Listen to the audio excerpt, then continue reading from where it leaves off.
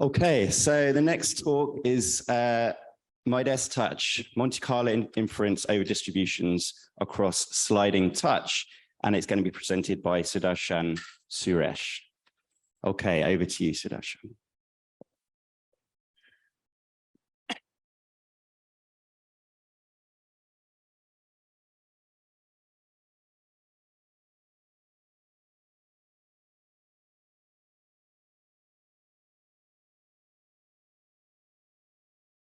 All right. Okay. Hi, everyone. I'm Sudharshan, a PhD student at Carnegie Mellon, and I'll be presenting on our work on MidasTouch. This work is in collaboration with Zilin and Michael Kaess, my advisor at CMU, along with Stuart Anderson and Mustafa Mukadam at Meta AI. So the TLDR of this is, given a stream of posed tactile data from a tactile sensor on a robot finger, can we figure out where we are on the surface of an object that we're operating on? So for example, look at this video stream over here, look at the images that we get, can we try to resolve where we are? So it's like a Where's Waldo of a tactile sensor problem. For a sneak peek into what the system can achieve, consider the case of this robot finger with vision-based touch interacting with this object. On the left over here, we have the visual stream of what I'm doing. We're not really using vision here, we're using the tactile data. And we're looking at the pose error over time. So we first start out with a very uninformative prior on where the particles are, but as we get knowledge from salient features and geometries, we can quickly reduce uncertainties of where we are on this object. And the inputs to this pipeline are the tactile images that we get, the noisy sensor poses or odometry that you can think about that are usually obtained from robot kinematics that you have with the robot finger.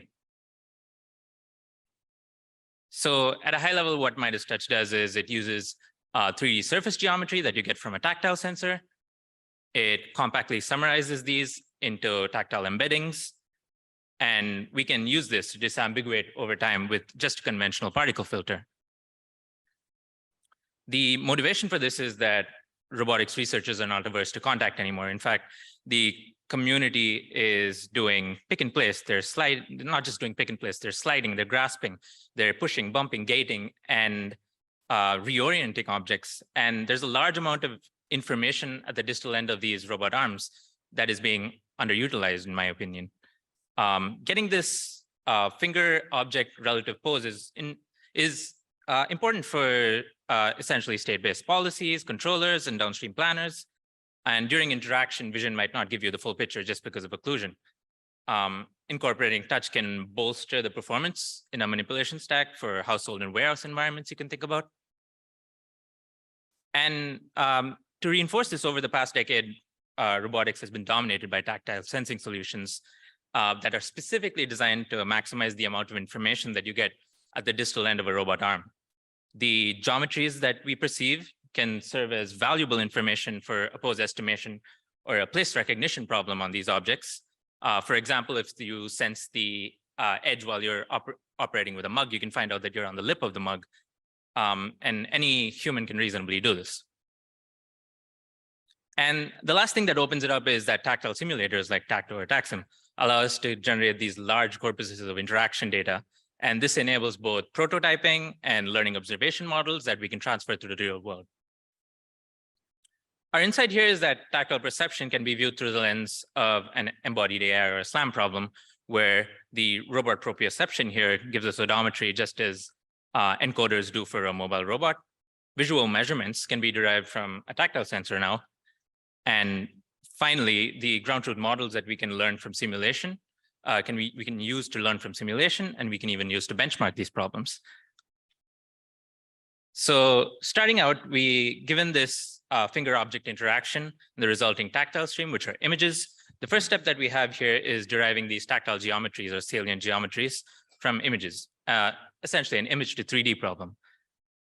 Vision-based tactile sensors perceive these contact geometries as images, and we leverage the success of supervised learning methods in monocular depth estimation, for example, to extend these towards tactile images over here.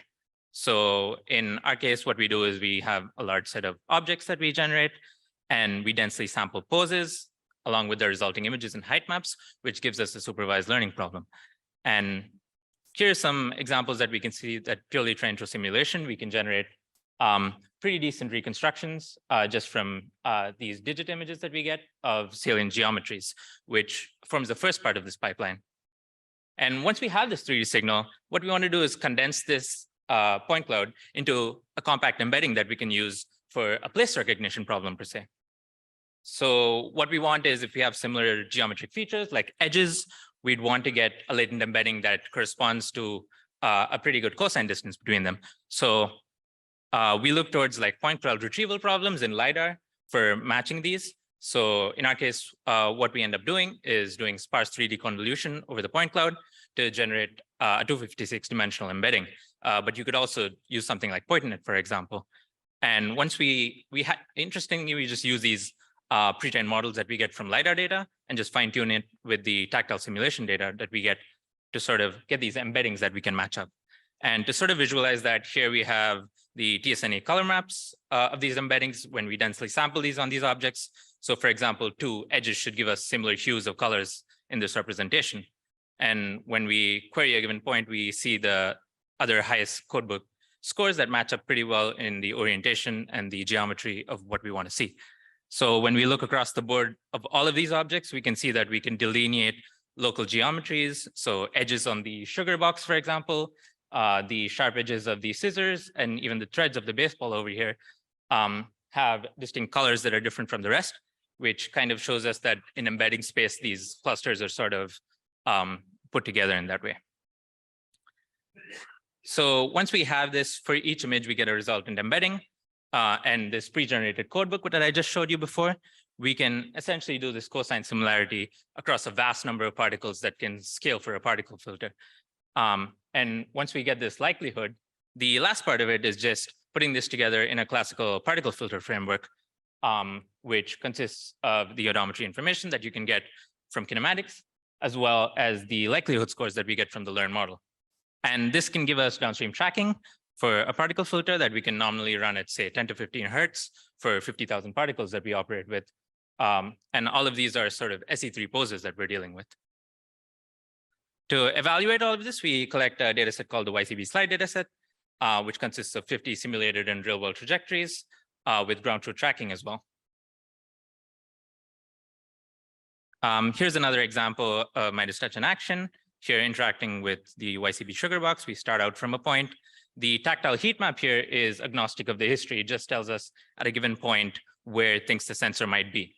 And we can see that we start out with a fairly wide spread of points with a multimodal distribution, and we can quickly converge to where we think we are just based on traversing edges and corners.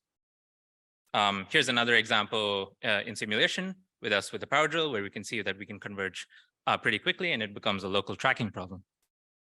The final part here is an interesting one, which is if you take a symmetric object with essentially a multimodal distribution that we form, where there are 2 antipodal pose candidates that can equally explain the trajectory that we have.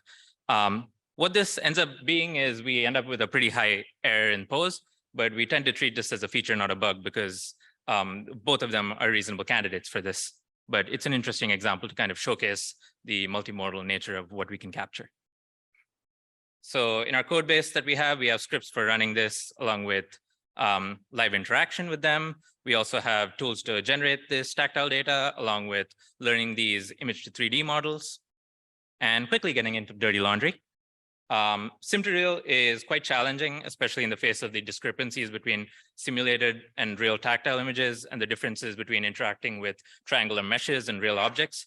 So closing the loop with real world fine tuning, such as differentiable filtering, is probably one way to go about this. Assuming contact episodes are continuous here is essentially when we break contact with things, the filter kind of acts funky in our case. So reasoning about something like a manifold particle filter, for example, that can handle contact and non-contact distributions better is one way to go.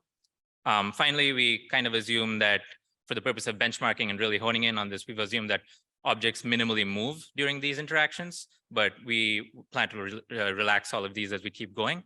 And the last part is that we don't really capture multi-contact data yet, which I believe is a far more interesting problem, but MidasTouch is a first step in that direction.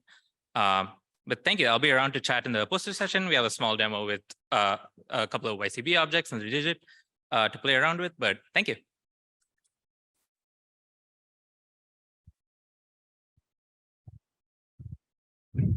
Wonderful. So any questions? Yes, over there. I'll bring my microphone. Thanks for the great talk. This is really cool work. Do you have any thoughts or comments on how you might apply a similar technique to localizing touch in deformable objects? For example, like seams of clothing or things like that?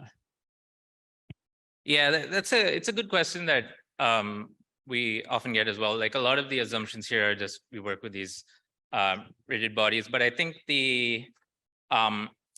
I think to an extent of rigidity, like we work with like paperboard and cardboard, it does work out fine, and we can assume that the objects are rigid. But I think the deformable object question is a bit more.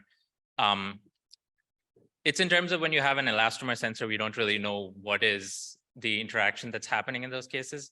So I think essentially assuming rigidity unless it fails, and trusting the odometry is probably a good way to go about that. Exploration strategies. Have you been thinking about how you move as well? Yeah, that's another good question. Right now, everything I kind of showed you is kind of the passive perception problem. We're just doing random walks on meshes, and we're kind of just hand operating all of these. But I think using uncertainty information of the poses, for example, like in all of my visualizations, we have SC3 poses, but we also have like spatial uncertainty. I think an active SLAM type formulation for essentially minimizing exploration costs as well as minimizing uncertainty could be a way to go about this. There's also the question of coverage and exploration if you don't really know what the objects are, but there's a lot of things that you can chew down on in those directions. We still have time for at least one more question. Yep. Yeah, great connection between tactile perception and SLAM. So many people in the SLAM community these days are very excited about least squares optimization instead of particle filters. Did you consider, do you see pros and cons relative to your approach? Yeah, that's a good question. A lot of the related work, they're related work in like local tracking problems versus like this is formulated more of like as a global localization problem. So the reason we ended up with a particle filter is just because of the multimodality of the data. So Gaussian assumptions and a least square framework is probably going to be good once you converge to a good mode of your pose. But just looking at like the multimodality of like, for example, when I showed you the mustard bottle, I think it's hard to capture those, and a particle filter kind of works well for those. Yeah, you demonstrated nicely the multimodality. And I suppose you're going to be getting into mapping as well, novel objects. Yeah, right now we assume that we know these objects and we can build these code books, but the goal down the line is to build these on the fly along with the optimization, which is a hard problem. Thank you. Okay, yeah, thank you very much, Sudharshan.